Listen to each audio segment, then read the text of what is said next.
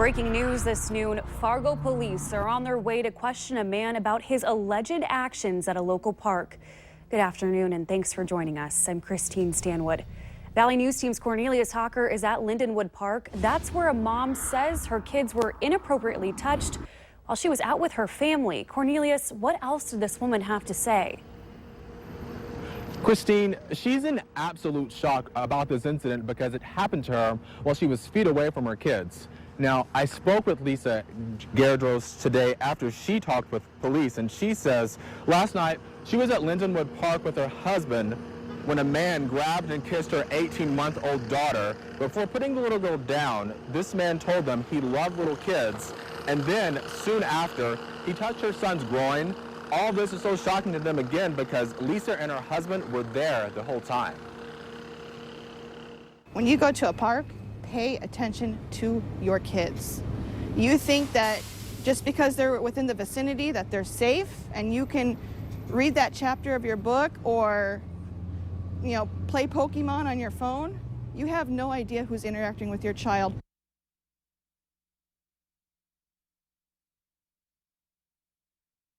And keep their kids safe. Christine? All right, thank you so much, Cornelius. And again, Fargo police know who this man is, but they're not releasing his name because it is an open investigation. And we have some new information on the case of a Polk County, Minnesota deputy who was shot near Bagley yesterday. 71-year-old Kirsty Clausen was charged this morning with attempted murder and use of deadly force against a peace officer. Each charge carries a maximum sentence of 20 years in prison. The shooting happened yesterday at a farmstead northwest of Bagley.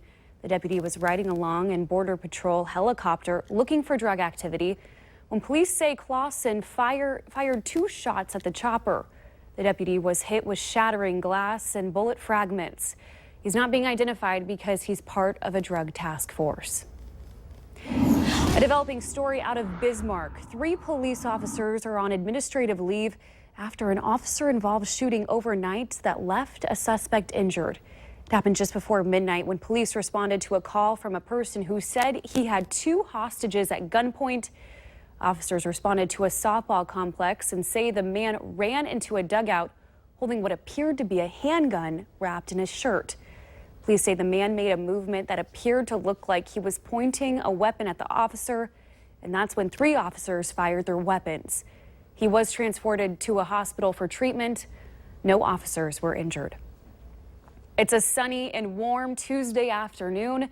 Let's find out from meteorologist Robert Hahn if the conditions are here to stay. Robert?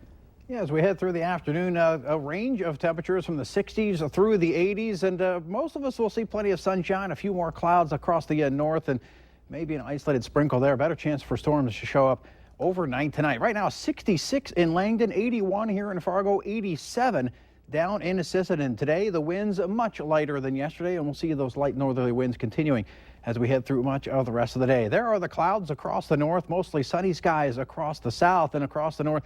We do have that risk for a few sprinkles, and we're seeing a few of those, not going to amount to very much at all.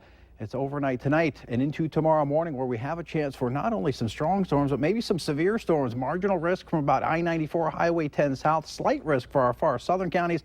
The primary risk out of those storms will be some strong winds. Over the next 2 days, today, that chance for overnight storms. Tomorrow, another severe chance. More details on that, as well as a look at the rest of the next 7 days. Coming up in just a few minutes. All right, thanks, Robert. A Minneapolis man will spend the next 20 years in prison after being caught with methamphetamine in Fargo. Key Tao was sentenced in federal court in Fargo for possession with intent to distribute a controlled substance.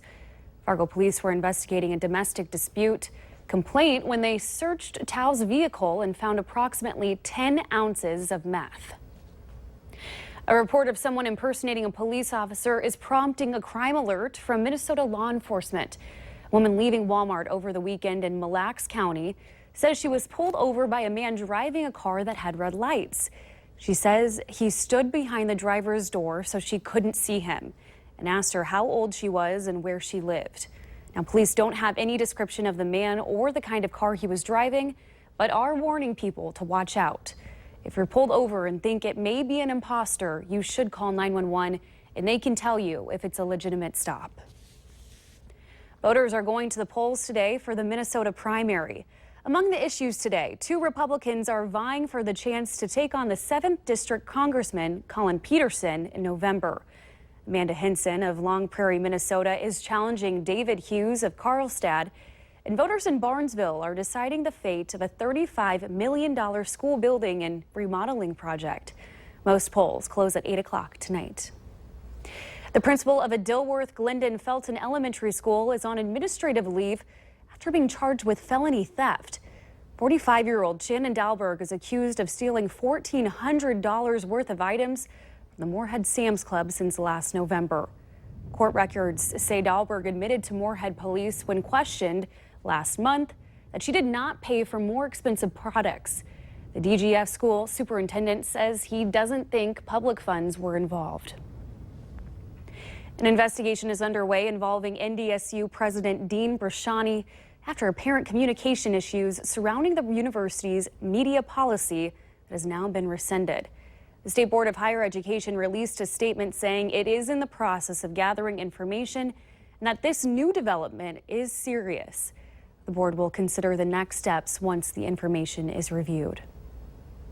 The newly remodeled Eagles Elementary School in South Fargo is opening for public tours this week, and you can get an inside look on Thursday from 8 a.m. to noon and from Friday to 1 to 6 p.m. The school is located at University Drive and 35th Avenue South in Fargo. The expansion is helping school officials create classroom space for a growing part of Fargo. Delta Airlines will be handing out refunds and travel vouchers to make up for the computer outage that grounded all of its flights for a time yesterday. More than 700 flights were canceled and 2,600 others were delayed after a power outage at Delta's Atlanta headquarters that caused many computer systems to crash. Computers were working again a few hours later, but Delta says it's still working to accommodate stranded passengers. And if you haven't heard about cupping yet, you will. As